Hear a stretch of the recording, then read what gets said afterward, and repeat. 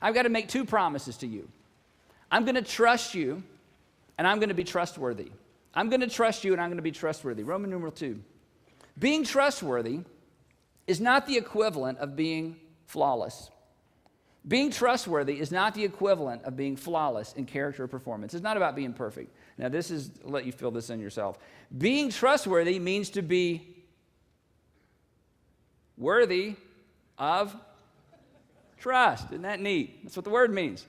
Being trustworthy, it doesn't mean you're flawless. It doesn't mean you're perfect. It doesn't mean you're not going to mess up. It doesn't mean you're not going to be late. It doesn't mean it doesn't mean any of that. Being trustworthy simply means I will be worthy of your trust. If you choose to trust me, I'm going to be worthy of your trust. In my notes, I wrote this. A trustworthy person addresses the gaps they've created. That's what a trustworthy person does. When I create a gap because I don't give you what you expect, I don't come through the way I promise. When I create a gap, a trustworthy person comes and addresses the gaps they've created. 3 commitments as it relates to being a trustworthy person. Number 1, I commit to do what I say I'll do, and when I don't, I'll tell you. I'm committing to do what I've promised I'll do, and when I don't, you won't hear it from anybody else before you hear it from me. Let me tell you, we had a great illustration of this, and I meant to ask John if I can use it, but I didn't, so I'll just use it anyway. John and I are friends. John is one of our staff members, works with Kid Stuff, and my daughter is one of the dancers in Kid Stuff. She's 11 years old. Her name is Allie. And so one night, we pick up Allie from Kid Stuff practice, and she was here, and we pick her up. It's a school night. We get her home. And I don't know how long we've been home, less than an hour, I think. And Sandra gets an email from John. And here's how the email went. I should have brought it to read it. It was to all the parents of all the Kid Stuff actors and dancers that were there that night. And the email went something like this. Dear parents, I want to apologize for what happened tonight at Kid Stuff practice. We know it's a school night. We know you take your time to get your kids here. We were not as organized as we should have been.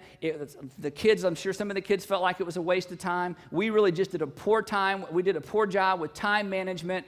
I went on and on and on, apologizing for how poorly the Kid Stuff practice went and how he felt like we'd probably wasted some kids' time. They didn't even need to be here. We didn't use their time wisely. On and on he went. Apologized to all the parents. We got it the night after the Kid Stuff rehearsal. Now, John had a couple of options. Option number 1, just wait and see if I hear from anybody, right? Because if I don't hear from anybody, maybe the kids didn't know that they sat in the corner and played video games the whole time and nobody, maybe, but then if maybe I get a complaint, then I'll say, oh, you're right, I'm sorry. That was one option. His second option, had he been really sneaky, is I'm going to send this email out to all the parents except for Allie's parents. Right? I mean, why tell the pastor? He didn't even work. He's like, he's not a direct report.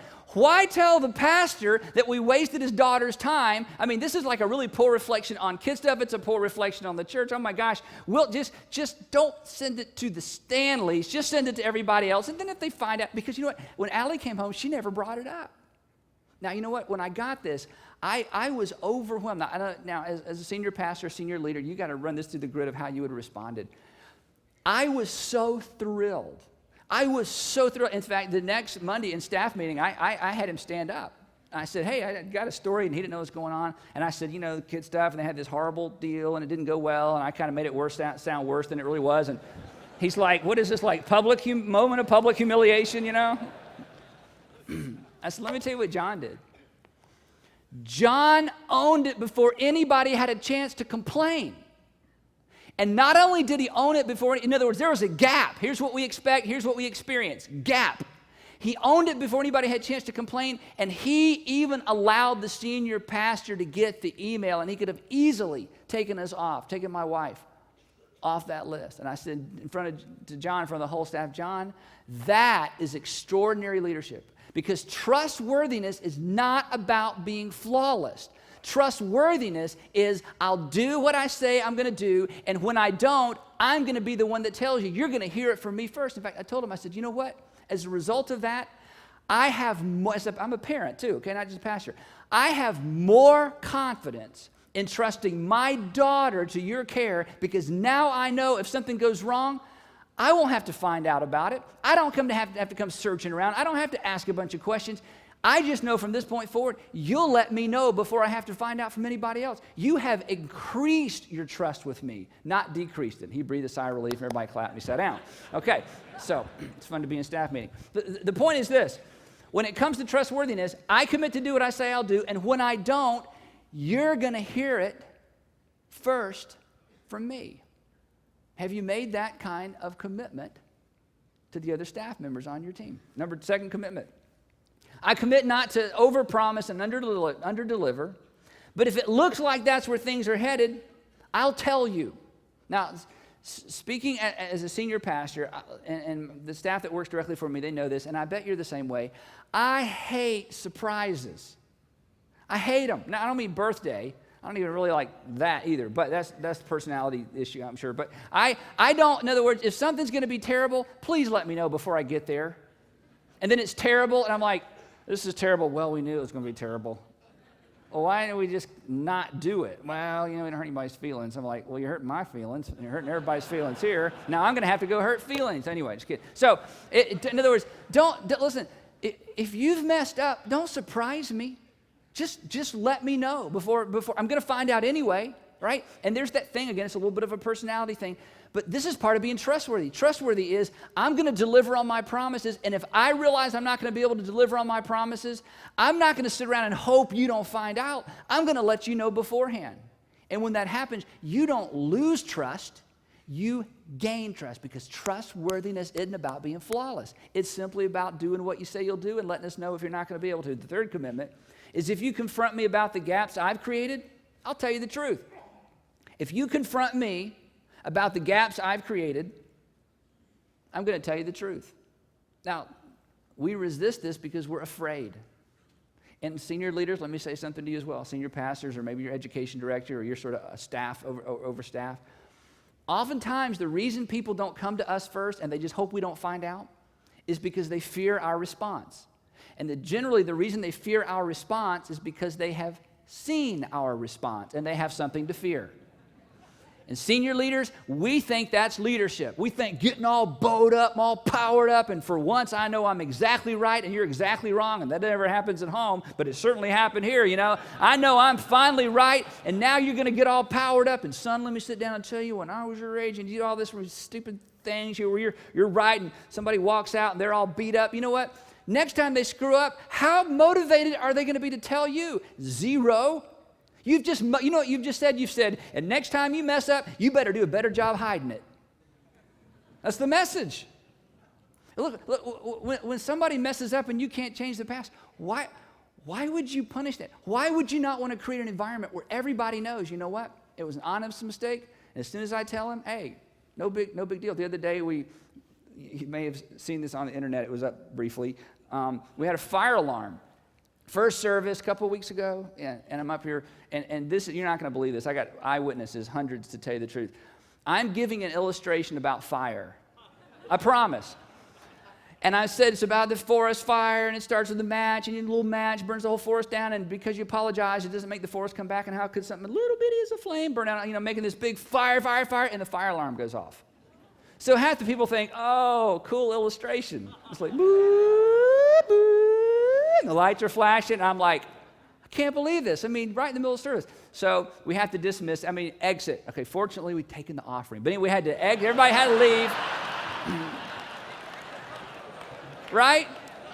See, those of you that are so spiritual, we don't take an offering. We just have a basket in the back. You'd have missed your whole week's offering. Not us. We got the money, okay? Send everybody out, all right? Business administrator was happy. I only preached half a sermon. Everybody's excited they got to get out of church early. It was a win. So anyway, we now, imagine this, we have to evacuate this entire building. Now, we have a fire drill plan like you do, hopefully. If you don't tell anybody.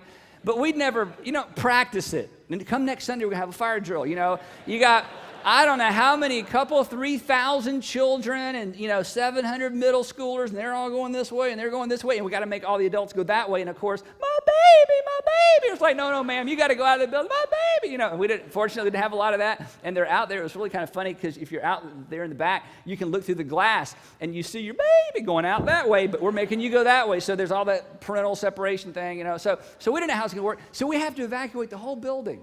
So of course, what I'm thinking, what happens? So then somebody sheepishly comes and tells me middle school had a hazer and it set off the fire, the smoke thing, I'm like, so how happy are you as the middle school director that you're in charge of that? You had a band and smoke and, set off the whole thing. So it's kind of like, you're going to tell Andy, And I thought, why would I be mad about that? We had the offering. No, that had nothing to do with it. Why would I? And kiddingly, one of our guys, Jason's like, can I come to work tomorrow? And the message got to me, and we kind of laughed about it. But I thought, why? Yeah, it was a big interruption. I mean, it's complicated. When you have video church and you miss a service, it's complicated. But you know what? That was no one's fault. And I found out why it happened. It was no one's fault. Now, here's the deal. Listen. In corporate world, of church world, there's 3 levels of blame. You're going to blame a person, you're going to blame human nature, or you're going to blame a system.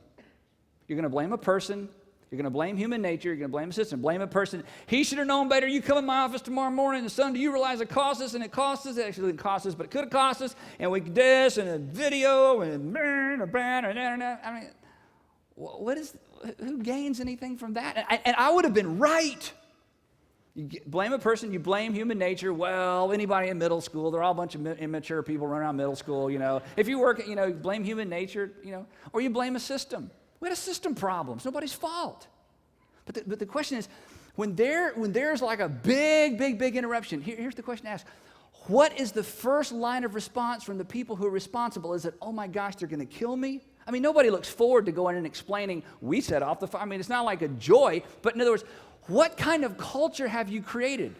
Because the healthier your culture, the quicker the information gets to you and the more accurate the information gets to you. Now, senior leaders, let me ask you, do you want your information fast or slow? I want it fast. Then you've got to create a culture of trust. Do you want the information to be absolutely true, or do you want it to sort of get hedged along the way so you won't get too mad? Well, I want to know all the truth. Then you have got to create a culture of trust, because trust impacts what gets communicated, when it gets communicated, and how it gets communicated. And those of us in senior leadership, we set the tone for that. Now, if you have a temper, ain't nothing you can do about that. God gave you the temper, I guess. I don't know where it came from, but you know what? So what if you have a temper? You just learn to go lose your temper somewhere else.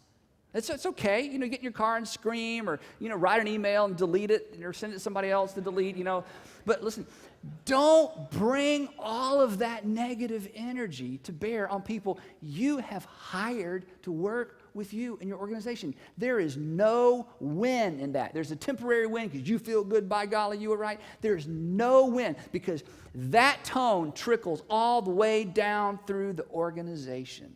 And where there's no trust, it's hard to leverage the gifts and the talents and the abilities of the other people on the team.